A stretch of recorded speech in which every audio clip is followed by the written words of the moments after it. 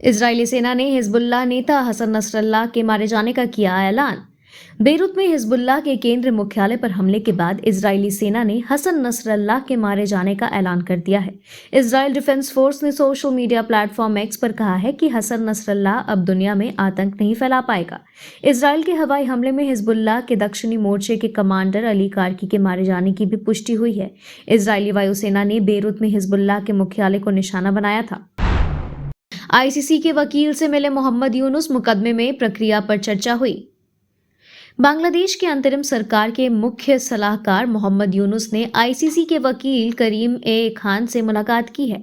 इसके बाद अब पदस्थ प्रधानमंत्री शेख हसीना के प्रत्यार्पण की अटकलें बढ़ गई है। इस बातचीत में मानवता के खिलाफ अपराधों के मुकदमे की प्रक्रिया पर चर्चा हुई है। अंतरिम सरकार और शेख हसीना के विरोधियों ने उन पर अगस्त में भारत भागने के लिए हिंसक विरोध प्रदर्शन में 700 लोगों की मौत का आरोपी बताया था। भारत की सैन्य ताकत से बौखलाया पाक, यूएन में फिर अलापा कश्मीर का राग। पाकिस्तान के प्रधानमंत्री शहबाज शरीफ ने संयुक्त राष्ट्र महासभा में एक बार फिर कश्मीर मुद्दा उठाया है। भारत पर अवैध गतिविधियों का आरोप लगाते हुए कहा कि अगर भारत शांति चाहता है तो उसे अनुच्छेद 370 को वापस लेना होगा।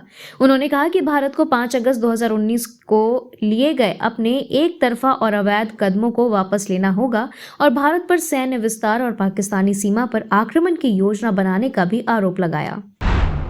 नेतन्याहू ने हिजबुल्लाह पर हमले बढ़ाने और गाजा में जीत तक अभियान जारी रखने का ऐलान।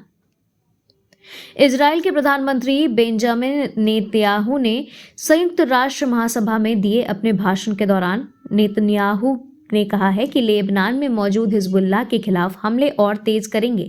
इजरायली प्रधानमंत्री ने हमास को लेकर के भी कहा कि गाजा में पूरी तरह से जीत मिलने तक अभियान खत्म नहीं होगा।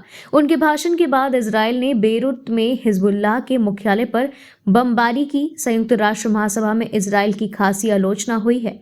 हालांकि नेतन्याहू ने इन आलोचनाओं को सिरे से नकार दिया है। भाषण के दौरान कई देशों के प्रतिनिधि हॉल से बाहर चले गए, जबकि फिलिस्तीनी राष्ट्रपति महमूद अब्बास को समर्थन मिला। भारत आएंगे मोइज्जू, इंडिया आउट के एजेंडे से इनकार किया।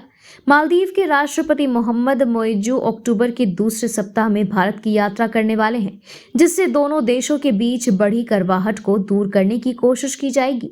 मोइज्जू ने पिछले महीने पीएम नरेंद्र मोदी के शपथ ग्रहण समारोह में भाग लिया था। उनकी द्विपक्षीय यात्रा 6 से 10 अक्टूबर तक होगी और पीएम मोदी के साथ बैठक 7 अक्टूबर को होने की संभावना है। उन्होंने इंडिया आउट के एजेंडे से इनकार किया और विदेशी सेना की उपस्थिति को गंभीर समस्या बताया। Thank you so much for watching this video. Don't forget to like, comment, share, and subscribe.